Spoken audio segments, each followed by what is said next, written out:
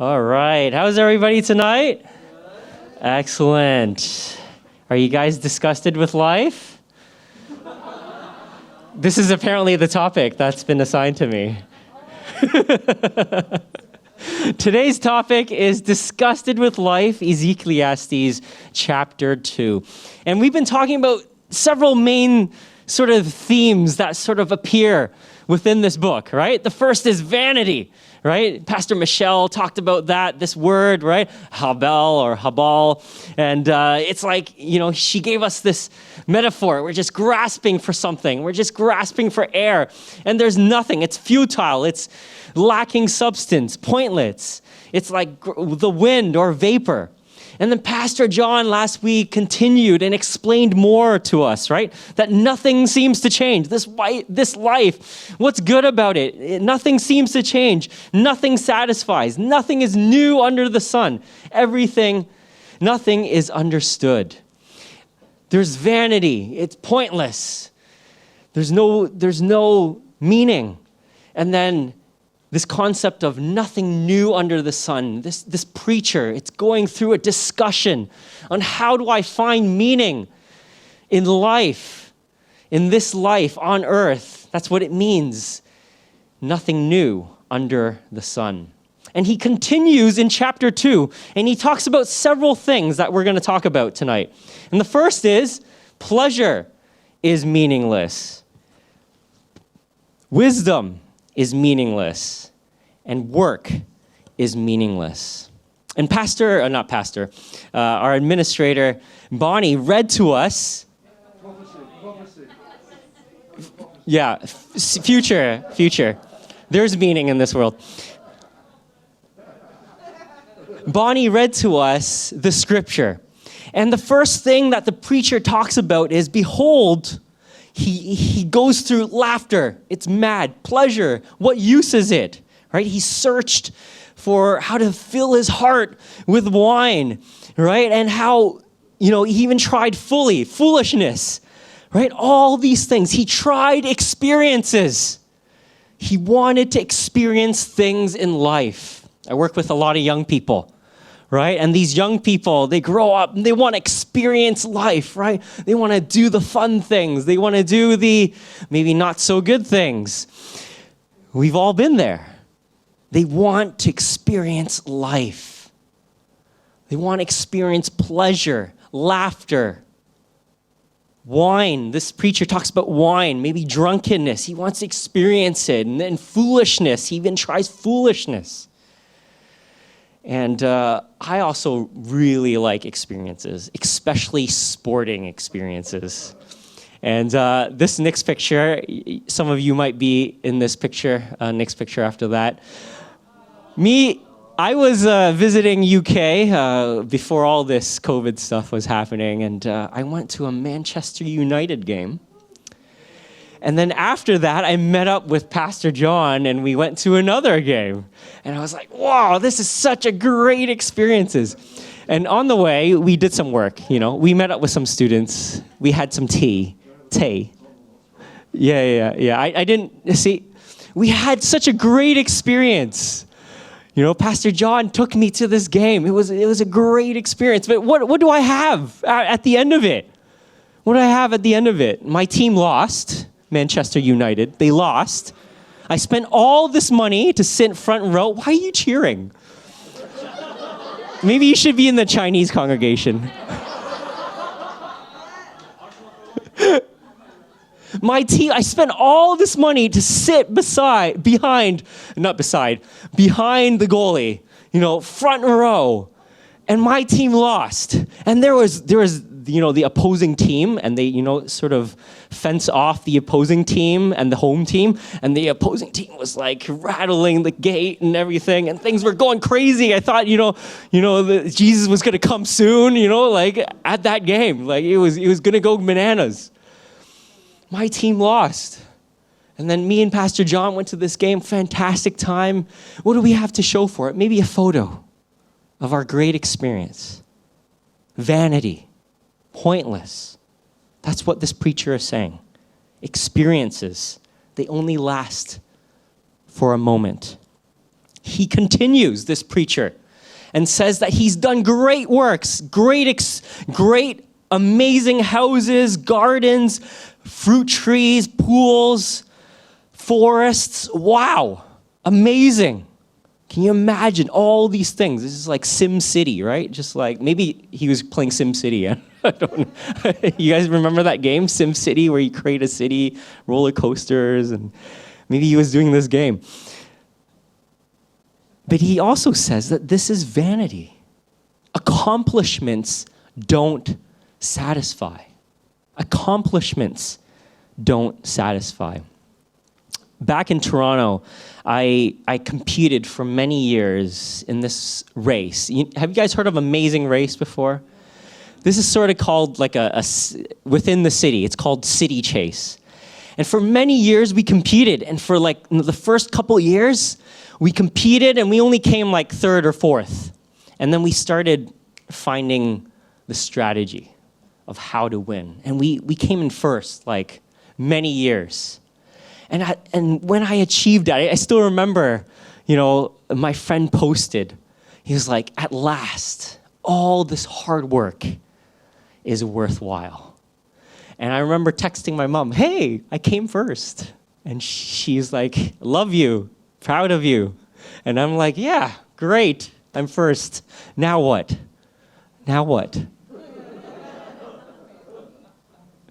And you get first again, and you get first again, and now what? And then your bones and joints are, tired and broken, your body's broken. What next? Andre Agassi, 8-time Grand Slam tennis winner. He won the Wimbledon here. He still had long hair. And he says this, now that I've won a slam, I know something very few people on earth are permitted to know. A win doesn't feel as good as a loss feels bad. And the good feeling doesn't last long as the bad, not even close. The goal line moved to achieving the number 1 ranking, and lastly, the 1996 gold medal. Yet he never felt like it was enough. He says this, I find it surreal, then perfectly normal. I'm struck by how fast the surreal becomes the norm. I marvel at how unexciting it is to be famous, how mundane famous people are. They're confused, uncertain, insecure, and often hate what they do. It's something we always hear, like the old adage that money can't buy happiness, but we never believe it until we see it ourselves. Andre Agassi won millions of dollars, won 8 Grand Slams, but he says, the good feeling doesn't last as long as the bad feeling. The surreal becomes the norm so quickly. And this is what our preacher is saying. He's tried experience. He's tried pleasure. The next thing he tries, he buys a lot of male and female slaves. He has a lot of possessions, right? And then what does he do? He gathers a lot of concubines, right? He's gathered silver, gold, male servants, possessions, and he's gathered concubines. He tries what? The next thing he tries to find meaning in life is possessions. Possessions. What do you guys like to possess? What do you guys like to hold? Is it football jerseys? Is it, shoes, Kobe shoes? Is it guitars? Is it medical equipment? I don't know. I'm just looking at Mel. I'm just thinking what she collects. Medical equipment.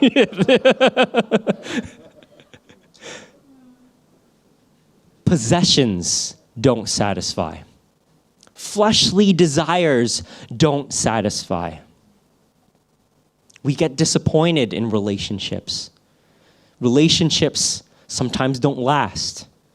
Sometimes it's not a happy ever after. King Solomon is a great example of this. Now, the reason why a lot of people think King Solomon wrote this book is because a lot of this chapter 2, right? He's possessed everything. He's tried everything, right?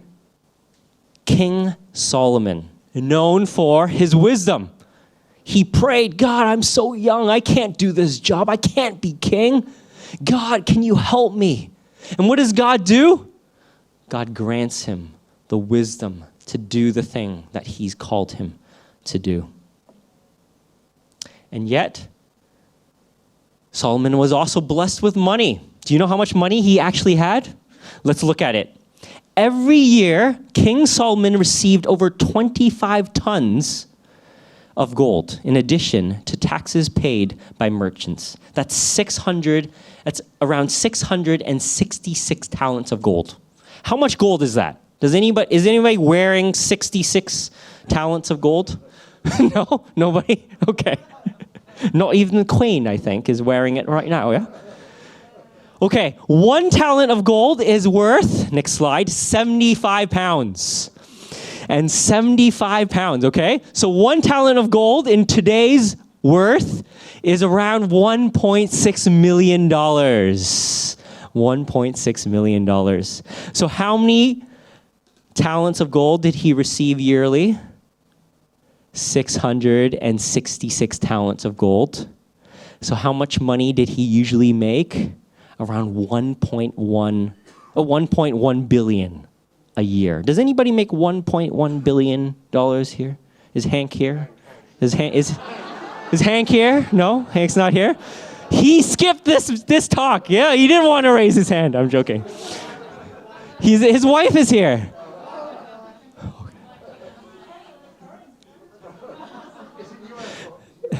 I think it's USD. 1.1 billion. And he reigned for how many years? Around 40 years. Can you imagine how rich that was? That's crazy rich. What do you do with so much gold? You just like sleep in it. I think Mayweather has a toilet, that's golden, right? Maybe that's what Solomon did, had like golden toilet bowls, right? So he had all the money in the world. He had all the wisdom in the world. And because of that, he was so famous. People came to visit him. Whoa, I want to see Solomon, perform, like it was like a wisdom show. It was not a magic show. It was a wisdom show, right? In addition to that, what did he try? He tried relationships. Oh, did he try relationships? Anybody have 700 wives and 300 concubines here? No, one's enough, Pastor John says. 700 wives and 300 concubines. Man, those were busy nights, huh? Very busy nights. How do you set up a schedule, We have enough problems with our preaching schedule. How do you set a schedule like this? Anyways, all right. Solomon, oh Solomon. And so let's see what the preacher says here. So he sort of concludes here, this first part of his talk. So I became great and surpassed all who were before me in Jerusalem. Also, my wisdom remained with me, and whatever my eyes desired, I did not keep from them. I kept from my heart no pleasure. My heart found pleasure in all my toil, and this was my reward for all my toil. Then I considered all that my hands had done, and the toil or the work that I had expended on doing it, and behold, all was vanity, a striving after the wind. There was nothing to be gained under the sun. Man, he tried so hard to find meaning in life, in experiences, in pleasure, in possessions, in relationships, in fame, in all those fleshly desires. And at the end of it, he considered, imagine himself sitting at the beach, looking at the horizon. What have I done? And he's like, I've done nothing. Nothing. Jim Carrey, one of my favorite actors, he says this, I think everybody should get rich and famous and do everything they ever dreamed of so they can see that it's not the answer. That it's not the answer. So he tried pleasure. He tried pleasure. What have you tried to find the meaning of life in? What kind of pleasure? Is it experiences? Is it accomplishments? Is it possessions? Is it fleshly desires? Where has it led you? After an endless chasing, like endless chasing for the next iPhone, you get it, and then it's like, oh, it's nice for a week. And then it's like, when's the next one coming out? And then you spend another, how much is it now? 9,000, 10,000? If you get Pro or something? Yeah, have fun. The second reason why he's disgusted with life, he says wisdom is meaningless. Wisdom is meaningless. Let's continue to read. So I turn to consider wisdom and madness and folly, or foolishness. For what can a man do who comes after the king? Only what has already been done. Then I saw that there is more gain in wisdom than in folly, as there is more gain in light than in darkness. The wise person has his eyes in his head, but a fool walks in darkness. Yet I perceived that the same event happens to all of them. Then I said in my heart, what happens to the fool will also happen to me also. Why then have I been so very wise? So I said in my heart that all this is also vanity. For of the wise, as of the fool, there is no enduring remembrance, seeing that in the days to come, all will have been long forgotten. So the preacher continues and says, he tries wisdom, right? And he's thinking about, wisdom. It's good, right? I live a wise life, right? And he says, oh, it's good because the wise, they have their eyes in their heads, right? The fools, they're sort of blind, right? They don't know where they're walking, right? Have you guys been hiking before or been on vacation and somebody has led this trip or this hike and they have no idea where they're going? Who enjoys it? Who enjoys that sense of adventure? Anybody enjoy it? No, you feel like you have no idea. You feel like you've lost your sense of purpose, right? You feel like you're lost. This is what Solomon is saying, right? The wise, they could see, they can know exactly where they're going. The fools, they're just like blindly bumping into things. They don't know where they're going, right? But at the end of it all, what happens to both of them? Both of them have the same result. Death makes life meaningless. Both have the same fate. Both will not be remembered long. And so he's like, wisdom. I think I prefer wisdom over foolishness. But at the end of the day, we have the same fate. And that's what he says makes it meaningless. Who are some people you remember in history? Name some out. Some people you remember in history. Alexander the Great. Kobe Bryant. Who else? Abraham Lincoln. Winston Churchill. All these people are great. They're remembered for their basketball playing, their conquering, their leadership. But yet there's all these other people that were fools or very evil, and yet we still remember their names as well. And so this is why the preacher says wisdom is meaningless. The great people, the good people, they die. The evil, the dumb people, they also die. How long we remember their name? Who knows? Who knows? Pleasure is meaningless. Wisdom is meaningless. The third thing he talks about is work. Who loves their work? I know Joseph loves his work. Joseph loves his work. Michelle loves his work. What do you do, sir? I'm a jewelry designer. Jewelry designer. Very good. He loves his work. Let's see what the preacher says about work. I hated all my toil in which I toil under the sun, seeing that I must leave it to the man who will come after me. And who knows whether he will be wise or a fool? Yet he will be the master of all of which I toiled and used my wisdom under the sun. This also is vanity. What's the point? When I work so hard, I design all that jewelry, I design all those interior buildings. When I build into all these people at church, what's the point? All this work, all this money that I've saved, when it just goes to the person after me.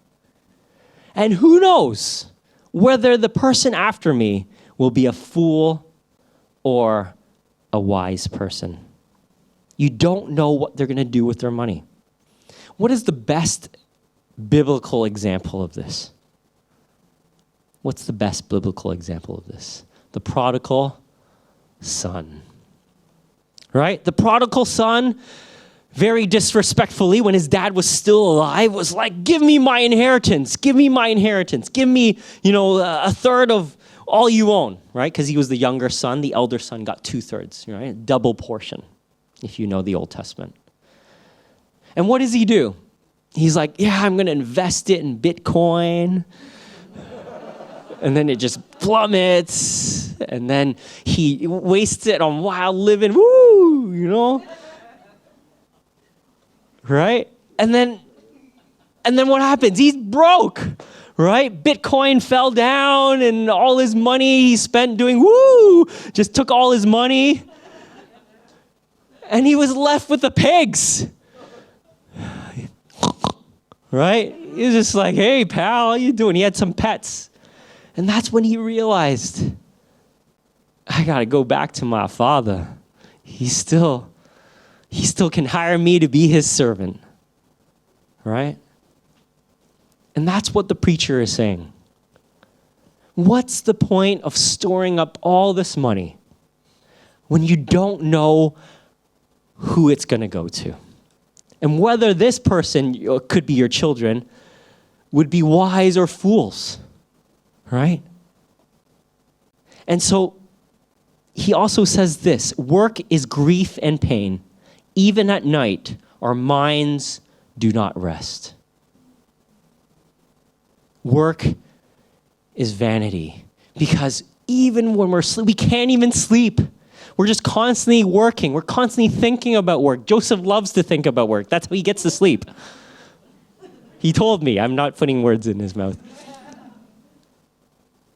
But work, the preacher says, work is pain and grief because we can't rest. We're constantly thinking about it. And so that's why he's disgusted with life. He doesn't say disgusted. He says vanity and meaningless. We just put a fancy title to catch your attention. But he's disgusted with life because pleasure is meaningless. He's tried everything. Everything he set his eyes on, he's tried. Everything his heart has wanted, he's tried it. But at the end of the day, it's nothing.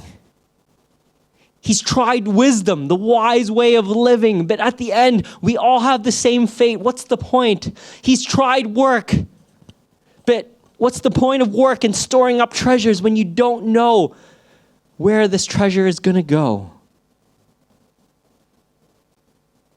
He makes it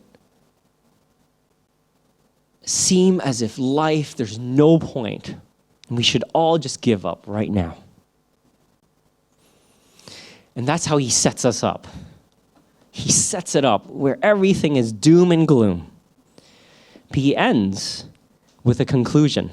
Let's read this conclusion together, okay? Let's read it. Therefore, ready, set, go.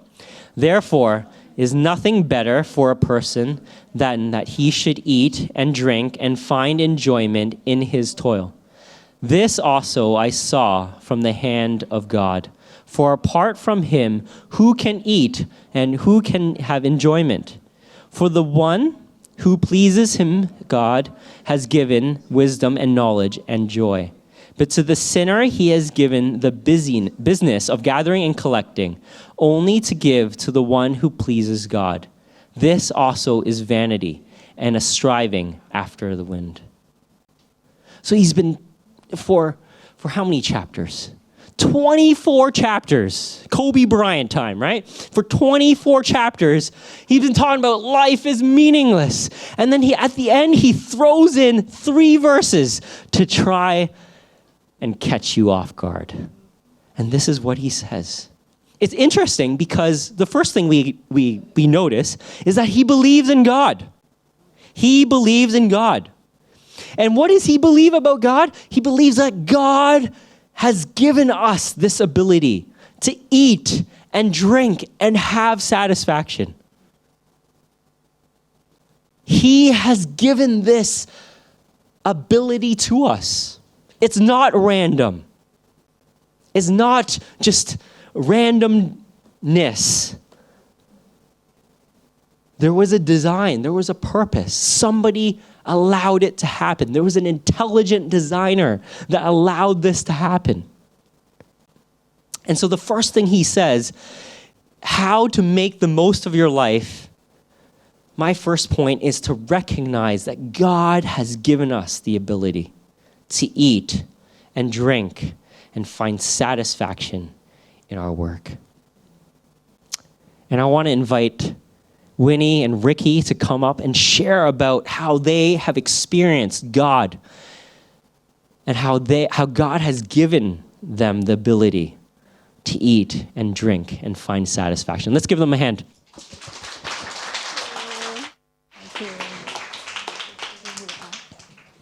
Hi.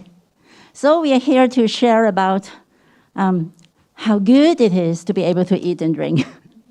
And we like eating, don't we? We like eating. And just about 2 months ago, we actually went to a staycation, staying in this hotel in May. And throughout the 2 days in the hotel, we did nothing, just eating, and eating. Yeah, it's so enjoyable. And God allowed us to do that. And it's amazing because at that time, we didn't know that something is happening. We have no idea. And we don't know that very soon we're going to have another staycation, just a different type of staycation. Okay? So it all happened on the 26th of June. It was a Sunday evening. Our family had a family dinner with Tony's family, and we totally enjoyed it. It was late in the night when we partied, and on the way to the car park, I was walking behind him, and when I looked at him, he walked as if he's pretty tired. It's as if he wasn't lifting his left leg up properly. So we asked him, and he said, I have no problem, I'm fine. So we didn't let him drive. Our son, Chester, drove home. But when we arrived at home, he actually threw up, right? He threw up a little bit. And then what did he say? He said, I'm having travel sickness because I'm used to be the driver. I'm not used to sitting at the back. So he was complaining about the driving skills of his son, all right? So we brushed it aside. We brushed it aside and we went home. And of course, I was the first one to grab the bathroom. I took a bath. I changed into my pajamas, and I sat there. It was like 10 to 15 minutes before the clock struck 12, and that would be my Sabbath, Monday. And I'm totally relaxed, enjoying my time there, winding down. And then he went into the bathroom to take a bath. And out of the blue, I got this idea in my head, popped up suddenly, and said, I should take him to the hospital for a checkup. And strange enough, as lazy as I am, I got up onto my feet. I would get myself changed even before he finished his bath. And when he came out from the bathroom, I said, I'm taking you to the hospital for a check now. And he said, why? I have no problem. So we went to the hospital. It was like 10 minutes past midnight. We were in the private hospital. And I explained my concern, and the doctor checked on him, examined him, and the doctor said, "Whoa, he's fine. He has no problem." But I cannot preclude that he might have had a minor stroke earlier on when he threw up. So if you're keen to have a brain scan, because I asked for a brain scan, you can do it, but it's not worth doing it right now. You can wait till the morning. It's not urgent. He might have recovered by himself already, this minor stroke, because he's now perfectly okay. But it's good to find out whether he has had a minor stroke, okay? So he said, "Okay, I'm going home." I said, "No, you're not going home. You're staying here in the hospital. And tomorrow morning, you're going to get a scan." So in the morning, the nurses asked him, "Why are you hospitalized?" And what did you tell them? Then I tell her that my family observed that I was in queer behavior, queer manner. So the nurse said, "I don't think so. You are quite okay. You are normal. So I don't understand why you are here." Yeah, the nurse said he's all right. So, and then a neurologist came, actually a specialist came and examined all over again. And he also considered that he's pretty normal, absolutely okay. So I was pressing and pressing for a brain scan. But since he's a normal patient, his scanning was kept being deferred. And it wasn't until 21 minutes past 6, I think, in the evening that he started to go into that room for a scan. And because I kept pressing to see the doctor, so the doctor came up to see me, it was like 6:40. He was still in the room. MRI report wasn't out yet, but the doctor invited me to go and sit in front of a computer and look at the scan real time. And I saw this image. So can you interpret that? Actually, all that gray band over that little almond, instead of a walnut in the skull, were blood. On the right, it was according to the report afterwards, on the right, the belt measures 2.44 cm. On the left, the belt measures 1.41 cm. And it's like a helmet all around his head. And if you look at the front scan, actually, the blood were all down to the eyebrow. So his brain was like being filled up by blood, taking up at least 25 to 30% of the space of his original size. So that was what happened. I feel really sorry for this poor neurologist, because in the morning, on a Monday morning, he went into the hospital and he ran into this patient who's perfectly normal and okay. And then he has a paranoid wife who's kept pressing for an MRI scan. This wife is paranoid. But by the evening, when she looked at this scan, she didn't even raise her eyebrow. She just said, "Oh, there's a lot of blood." And she's insanely calm. So he decided to, do something to help me realize the significance of the situation. And he said, "Does he have any other family members?" "Yeah, he got 2 sons." "Are they in Hong Kong?" "Yeah." "Should I ask them to come over?" "Of course." Okay, rush our sons over. That's his instruction, and he needed an operation. So I think it was around 7 he came up back to the ward, and he looked a little bit perplexed. He said, "Got blood in my brain? A lot?" "Yeah, a lot." And so I sent the photo over to my sons, because the MRI report is actually not yet even printed. I just took a photo from the screen monitor. And my son Ryan actually sent it over to his doctor friends, and the doctor friend says, "Every minute counts. Every minute counts. This hospital is so slow. You immediately rush him over to casualty in the public hospital and get the surgery done immediately to remove the blood." And I said, "Son, hold on. While we're waiting for the papers to be discharged, let me make a call." So I called our friend, who is the parent of Chester, our elder son's, one of his best friends in school, and we called that parent. And we just made it in time, because he was a professor, head of a heart center in Baptist Hospital. He was about to go into operation theater himself. We just catch him in time. So he immediately he just made all the arrangements. In 20 minutes, he gave me a call.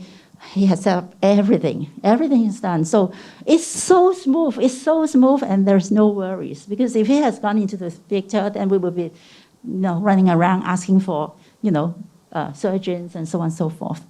So anyway, that's what happened that night in around, I think, 8 o'clock or so, a little bit past 8. The director of ICU of Baptist Hospital rushed over, and he was here to escort him on an ambulance to the hospital on the Calvin side for surgery. And when he arrived, we, as the family, was actually standing around the bed chatting, and he practically jumped. Maybe not yet, Bonnie. He actually, it made him jump. He totally jumped up and said, "Oh my goodness, this is a patient? You really scared me. Why are you not lying on the bed? This is very dangerous. This is something very dangerous to do. Please, please, please, immediately get back onto the bed and lie down, not sit down. And from this moment onward, you're not to lay your feet onto the ground again. And even when the ambulance comes, we're going to transfer you through a stretcher. You should not move at all," he said. "You should not move at all." But, wow, he has been moving around for a long time, okay? With all those blood in his head. And then he set up the things and he measured the blood pressure. Let's check on his memory, see whether he's okay. It is about greater than 180. The blood pressure is very high. Blood pressure was over 180. Yeah, but I don't feel any dizziness. I feel okay. There is no numbness. There is no headache. Everything is normal. Any headache? No headache. Yeah. Any dizziness? No. Anything numb? No. He is very normal. So just think of anyone with a blood pressure of over 180, and he's still normal. And the doctor explained that the high blood pressure was result because of super high pressure inside the skull, because of all those blood. Anyway, so we got onto the ambulance, and let's check on his memory again. Who did the most talking on the ambulance? On the journey from St. Paul Hospital to the Baptist Hospital, the consultant of the ICU of Baptist Hospital just together with me in the ambulance. I talked with him over another journey, and I do most of the talking. He could not stop talking. He was talking and talking, chatting and chatting throughout. While answered phones and texted, and because a lot of people, sisters and brothers in church, are horrified at the news, and people are asking me, "Is this alert? Is this conscious?" It's not just alert and conscious. He was talking and talking, and he was very jolly, actually.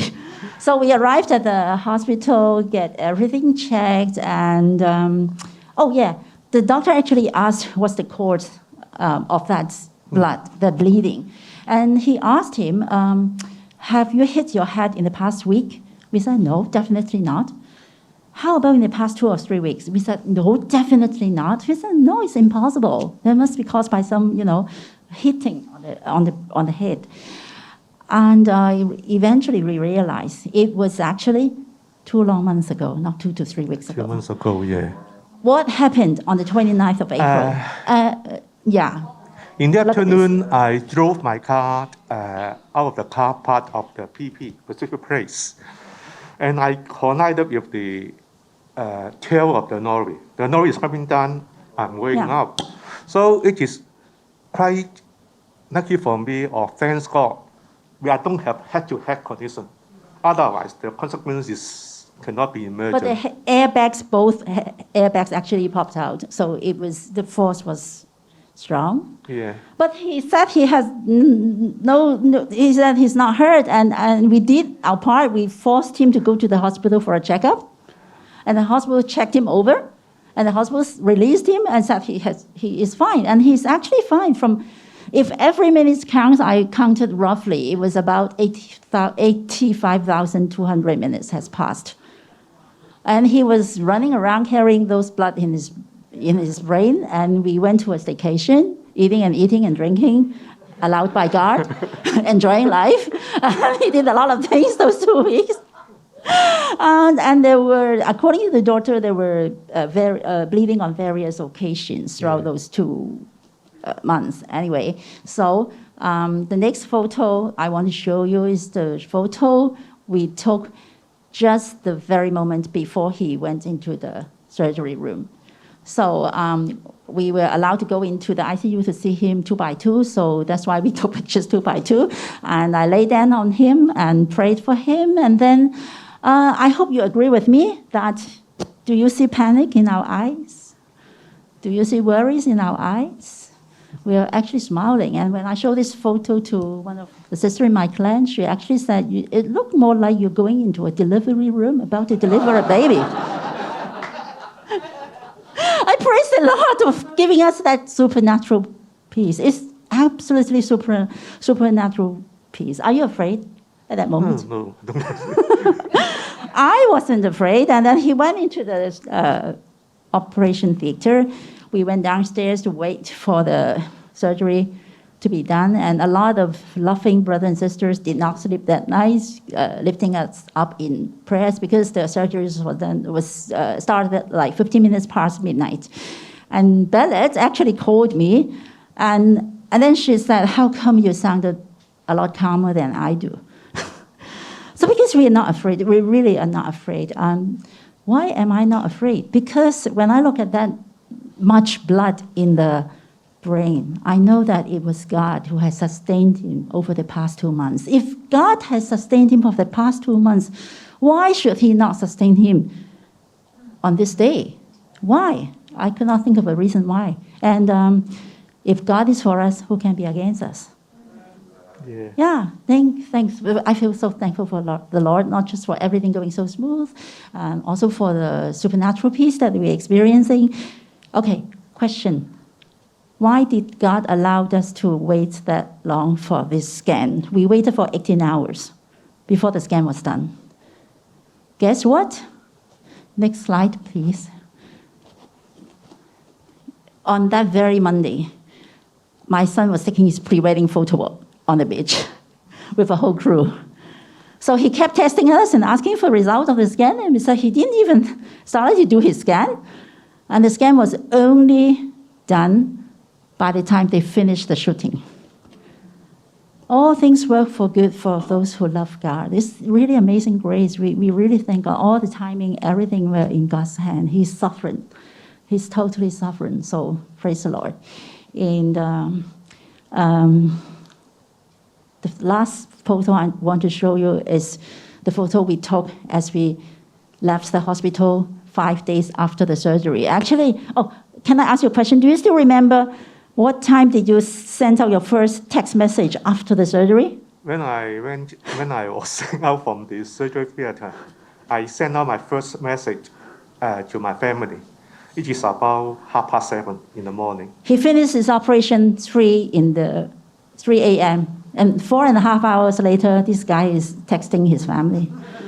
And in the morning, in less than 12 hours, he's eating and drinking again. He's eating and drinking in the hospital again. And he could get off his bed. There's any brain damage on you? Actually, the doctor explained that the danger of his case was that a lot of people with that much blood in their brain would have passed out, and then they never woke up again, and they would just pass away. And another possibility was that they would probably, even after surgery, they could have brain damage because the brain stem is being pressed so much. But this did not happen to us. Yes. And so we took a selfie as we left the hospital because my son said it really felt like a staycation. We have great family time over the week, a lot of family time, and I continued to water my plants during that week. I baked some scones. I made tea. People ask me whether it's a roller coaster week for me. I would say no. For me, I think it's a joyful week because God has revealed himself to us in our family. And I think that something great, something exciting is coming our way. I praise the Lord for that. And what do you have to say about this staycation? Yes. I would like to say that it's my feeling that nothing should be taken for granted. Nothing should be taken for granted. Yeah. So we have to praise God. And I also like to praise God for his mercy and protection for me and for my family. And I also like to thank the church members who put me into in their prayers. I know that when I was receiving the surgery in the early morning, some of the church members do not sleep. They say A lot of prayers people for were me. A sleep- lot of people couldn't sleep. just praying for me until my surgery is over. So I like to make my friends. I like to give my big thanks to them. We felt very much loved by this community. Yeah. And while he was in the operation theater, while I was praying, some words kept popping up in my prayer, and I felt that the operation theater was filled with God's glory. And I think this thing that happened to our family is actually awes us with His grace and His power and everything. So I'm very excited. I thank God that He provides, He sustains. Eating and drinking should not be taken for granted. And eating and drinking in the presence of the Lord is something so joyful. It was a joyful week for us, actually. Praise the Lord. To Him be the glory. Praise the Lord. What an amazing testimony of just how God has been working. And yes, indeed, He allows us to eat and to drink and to enjoy the things in life. And the second thing that the preacher talks about is that God allows us to find contentment in our work and in pleasures. And I just want us to stand.